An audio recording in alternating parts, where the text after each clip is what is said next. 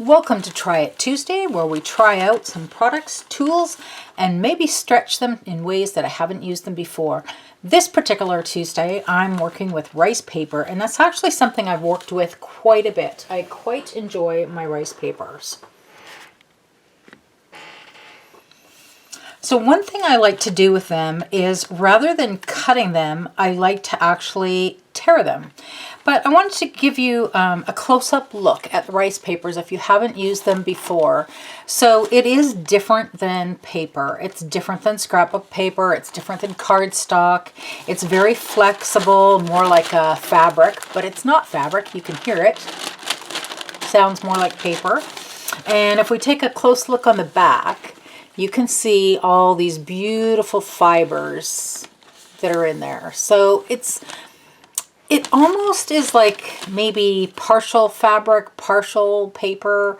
It's just very different to work with, but super easy to work with. When I put them onto a project, the color you put behind them makes a difference to what it looks like. So if I take, here's a piece of black cardstock, and then we'll take some ivory cardstock and just slide them behind these two. See how dark that goes? Even if I only put it halfway, you can see it darkening up here, where here it looks lighter.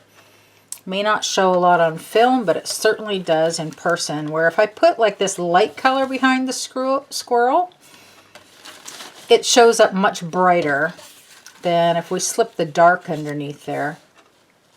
You see that difference where the dark is here, the light's there? So that's something to pay attention to when you're using it, is depending on what kind of look you want it to have, depends on your background. Now sometimes when I'm using this on a background, I will paint my background first so that it's coming through at the brightness or the darkness that I want for that particular project. So you can certainly have control over how dark or light that turns out depending on your background. Now something like this, where it's quite dark anyways, may not be so drastic, but let's try it out. So here's our dark and our light next to each other. And it does make a difference, not as drastic as on the lighter one, but it certainly is making a difference where it's much lighter here and much darker on this side. A little bit of that shows up on camera. So just something to be aware of as you're using it, that it's going to have a different effect. This rice paper is the same, where you can see all these beautiful fibers in the background. So let's look at a couple ways to use this. You can certainly cut this apart with scissors or your paper trimmer. You can also tear it by hand, just tearing, and that gives you this nice kind of a torn edge. But here's what my favorite way of doing, and each time we have a crafter come in and purchase rice paper, I always say, have you heard of doing this? Because, you know, it's one of those things where you really enjoy it, you just can't help but share it with others. So here's what I do. Off to the side, I've got a cup of water, so I'm just going to take my paintbrush. Doesn't matter what size paintbrush you're using. Dip it in my water. Now it's pretty wet. I can make a puddle with it even, and that's fine. Wet is good. And if I just want to cut around this square, I'm just going to paint that wet. And I do get it fairly saturated with water.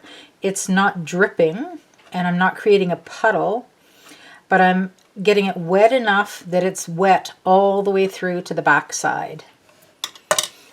And then what I do is not so much of a tear as more like I'm pulling it apart, but it's going to generally follow that general line of wetness. So if I just start pulling that apart, and I do go slow so it doesn't take off in a wrong direction for me. And then I'll just pull this apart. And now I see where I have to actually put a little bit more strength into pulling. And so then I know that some of my water has dried out. I want to get it wet again, just because it should actually pull apart super easy. And I'm kind of trying to control that tear as well. So now you can see, maybe if I hold it against the dark here, See that beautiful torn edge? And even some of these fibers are sticking out extra long. I just love that look. So I'll show you today of putting this onto a card to use it, but I'm also going to show you in an art journal project where I use rice paper. This here is rice paper all around the edges. I have torn it all the way around. And you can see where these fibers are sticking up. And it just gives it this really nice edge on there. And this art journal, by the way, this art journal project is on our YouTube channel under Scrap and Beans, so you can follow that project, make it if you'd like. We also sell the material and the patterns and all the papers and everything for in a kit as well. So I use it in my art journals a lot, but I thought I would just use it on a card here today just to give you an idea of how you can actually work with it. So because these edges are from the very edge of the rice paper here, I have my 2 torn edges that we did, and then these are cut straight from the factory. I want that same kind of this fibrous look on the edge, so I'm gonna make that a tear or a pull, however you want to call that. So I'm just kind of pulling away at it, and if I find it's not coming apart easily enough, then the trick is to just add some more water to it.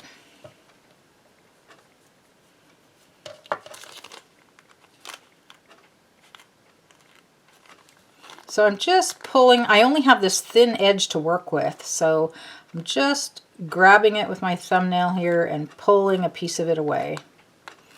And that is revealing all these really nice fibrous edge. And I do find it dries fairly quickly, so don't be afraid to add more water as you go if you need. Once it gets dry, I find it has more tendency to tear, for the tear to kind of take off in a direction that you maybe hadn't planned on it happening. Where when it's good and wet, it seems to come apart at that wet point very nicely.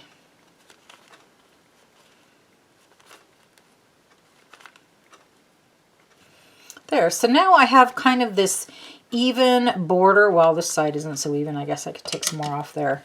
These 3 sides where that little white edge is reasonably even. So maybe I'll take it off a little bit more over here. Just a little bit. And it does allow you to very easily just take a little bit of it away at a time. It kind of reminds me of fraying ribbon when you fray it on purpose, or the edge of fabric if you want it to have a nice frayed look. It just gives you some nice texture on there, and it kind of softens the whole feel of it. So then if I was going to glue this down as a card front, does that look better on the dark or the light? It looks pretty good on the dark, actually.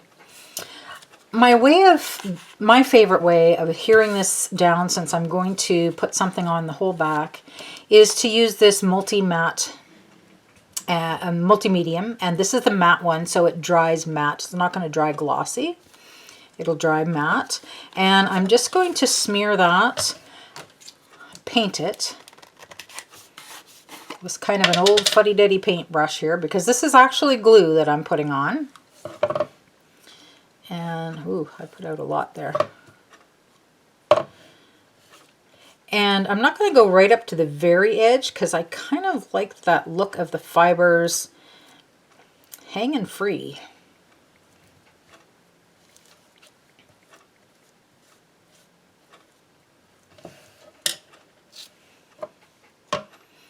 So I didn't go right up to the very edge of the frayed part, just close, but not to the edge. And then I would, if this was my card front, I would center that on there. And the reason I really like this matte medium, this multi-medium, is because this is kind of, well, it's quite porous.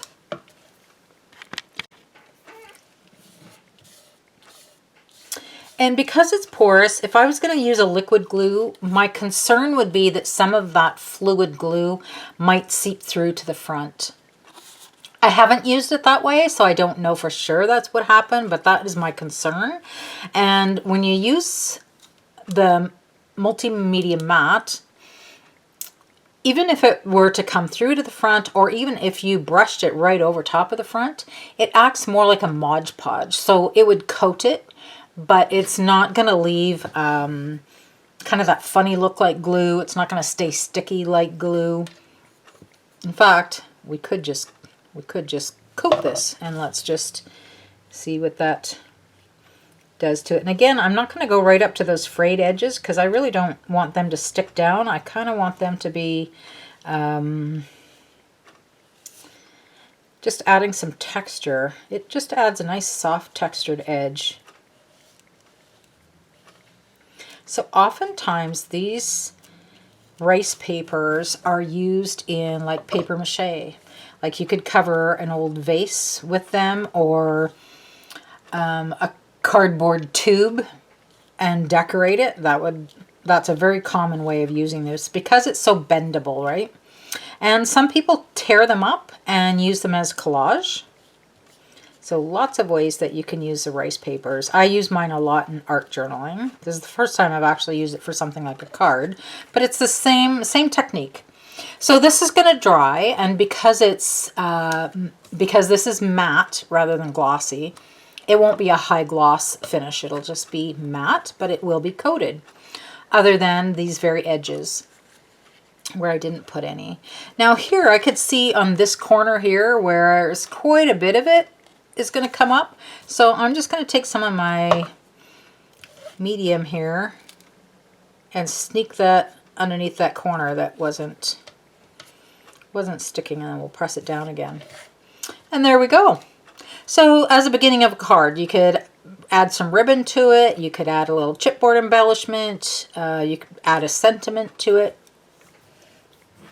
But that gives you a nice beginning of a card. And on a sheet like this, if you're going to make it for cards, you could actually get 6 card fronts out of there.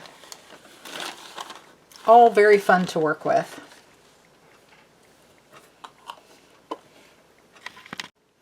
So another thing that you can do with your rice papers, well, it's the same technique of just using the moisture to take a portion, instead of cutting it up, I guess I should say. But you don't need to go just by following the squares here, like I did with our squirrel or this cute little hedgehog. Is he ever cute, eh? You could also just take out a portion, and it doesn't have to be a straight line because you can paint your water in whatever shape that you want, right? So I could go around this pine cone and just tear that out. So I'm just painting my water roughly around the shape of that pine cone, and then I'm holding it with my finger as I pull it apart just to make sure that the tear doesn't get away on me. So that part I got wet and tore, and now I'm going to get this side wet. I just find if I get too much of it wet at once, by the time I get around to tearing it, it's starting to dry and I have to get it wet again anyways. So I'm just tearing roughly around that pine cone. And again, we're going to get all these really nice fibers out there that gives it a soft look. And then we could we glue it on top of there and just have an added little layer, or however you want to decorate your card. But let's just do that. Or I have a green one here that's about the right size. Should we do green? Or you could have a ribbon going down the side and have that hanging from your ribbon to decorate. But let's just layer that up just for something a little different. So I'm going to put my matte, this matte medium on the back of it again, and I'm getting close to the bottom of the jar there. I use that a lot. In fact, I've got a couple jars going. So I'm just going to put that on the back there. And again, I'm not going right up to the edges where the fibers are, so that I can keep that looking like the fibers are not attached and they're just having a little bit softer look to them. Now, of course, you would put a little planning into your card and make it a little more interesting than what I've done here, but this is just putting it down onto a piece of cardstock to give you a start.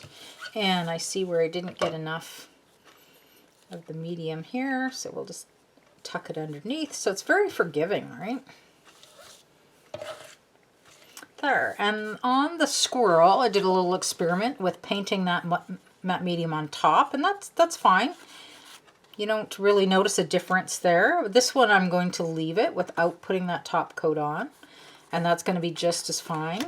And we can add that up on pop dots, but I think I'm just going to add it flat. So I'll just paint some of that matte medium on the back and attach it someplace, maybe even just here on the side. And then if you just add it as a sentiment, you've got a greeting there. Now, one thing I'm noticing here, when you put it on a light background, all this little frayed edge, it doesn't show up as much, right? So when you put it on the black background, look at that nice fray. You really see it, and it gives it that nice soft edge. So I think I like it better where it's against something a little bit dark, or if you don't want it as dark as black, even on the green, then that's going to show up that frayed edge, which I really like that. Can you tell? So I'll show you some other things that I have made with rice paper. As I mentioned, I do use it a lot. They make rice papers in such beautiful designs. Absolutely gorgeous. So here's one I did. This is actually using 2 sheets of rice paper. And I think that's as far out as I can scan it. So this is in a great big art journal. Very large layout here. But this was a portion, you might be able to see. So this was a portion of the rice paper where I've torn it, well, pulled it apart with that water technique all around this here. So it's very irregular, not the square at all. And then I've glued it down over a painted background. And you can see a little bit of that frayed edge. It's got some fibers there, which is really nice. I like that look. Another portion of that same piece of rice paper, I think it's the same one, is up here with this little statue sitting. And another portion of it, and this is why I want to point out. So this was 2 sheets. Part of a sheet was here. So this design came off the rice paper with some of the florals on it and the leaves. But also this plant here. And then these this water drop and this kind of a pond looking. It looks like a rock was just dropped in it and you got these ripples going in the pond. However, the rice paper ends here. So that was the end of my design. And I wanted it to continue on to make that full circle of the ripple. So here's my tip of another thing you can do. If I can find my pencil. So I use these colored pencils. They're polychromos, and we have those available in the Edmonton store or in our online store at scrapandbean.com. And these color really beautifully right on top of your rice paper. So what I could do here was take the design that was already on the rice paper, and it ended about right here. It's hard to actually even tell anymore, but the design ends about right there. So to get the rest of this, what I did is take my colored pencils and just start coloring and shading in the rice paper itself and continue to draw the rest of it onto my art journal page. So you can use colored pencils right on top of your rice paper. In fact, let's just try one here so that you can see. Before I put that away, this little looks like... it almost looks like lilacs, but this is in the tropics, so I'm sure it's not lilacs. It'll be something else. Some of these were on the rice paper, but I wanted more of them. So I just took my colored pencil and just kept drawing more and more of them. So you can add to, or you can shade. These rocks here on the rice paper, I wanted a little bit deeper shading, so I took some gray of the polychroma pencils and just shaded in where the rocks meet to give them a little bit deeper shadow. So you can customize them how you like as well. So if I were going to, say, add some shading to something here, let's get out a green. I have a green that works. So I didn't really plan on doing this part, but you know what? Try it Tuesdays, not everything's planned. So patience with me, or you can fast forward. I'm just looking for some colored pencils in green. And of course, wouldn't you know, they need to be sharpened. And I love this sharpener. We carry these at Scrap and Bean as well, and they sharpen to a really nice sharp point, which is awesome for your colored pencils. So look at that sharp, sharp tip there. Love it. So even when my tip is like this, like that, I like to sharpen it and get even a sharper tip out of there. Oh yes, just right to a point. Okay, so if I was just going to color on here, say I'm going to add some more leaves where this leaf is. Now maybe I can zoom in a little bit here, so hopefully you can actually see. So we'll just add maybe some more leaves over here.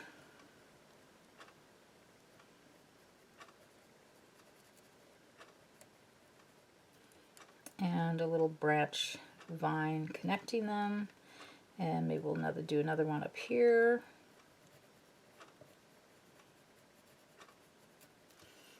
You can shade it in. This isn't really the right color green for shading, but you can definitely do that. So one of the tricks I do, if my colored pencil is not exactly the same color as the rest of these leaves, but I want it to look like, I want it to look like it's all coming from the same plant, is I'll take the colored pencils that I have and, well, I start by making my leaf, color it in. So it's kind of the same size and shape as the other leaves on here, but of course it's not the exact same color because my pencil is not exactly the same shade of green as what's on the rice paper. But what I'll do is take my paper and my pencil and just kind of add a little shading on the leaves that are there, and that way it takes the color I'm using here and it does add it onto my rice paper. So now they look more like they all grow from the same plant. And so I've just got two here, which helps to add some color if you've got more than one shade of pencil.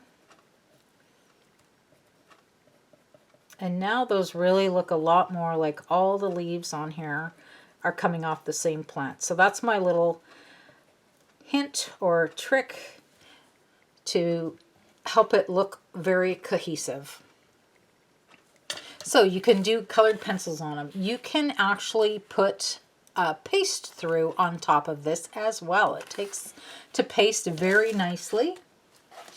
Here is another art journal project that I've done. I'll have to zoom out so you can see most of that. This is my kind of very zen page. And I believe we still have some of these rice papers in the store. So here's where this lady's face is part of the rice paper, and I've actually put paste through a stencil, which is what comes up in white here. So that's paste right on top of my rice paper. This is a little bit of paint right on top of the rice paper going through a stencil. This here is actually one of the rub-ons from 49th and Market. And so are these blue leaves. So when you feel the page, you can feel the difference between the rice paper and here it goes on very smooth. So these are from the rub-ons. These are for rub-ons. So really easy to layer things on top of your rice papers. They're just really easy to work with, and it gives you a whole new way to be creative. So I hope that encourages you to pull out your rice papers and get playing with them. Get tearing, get them wet, have some fun.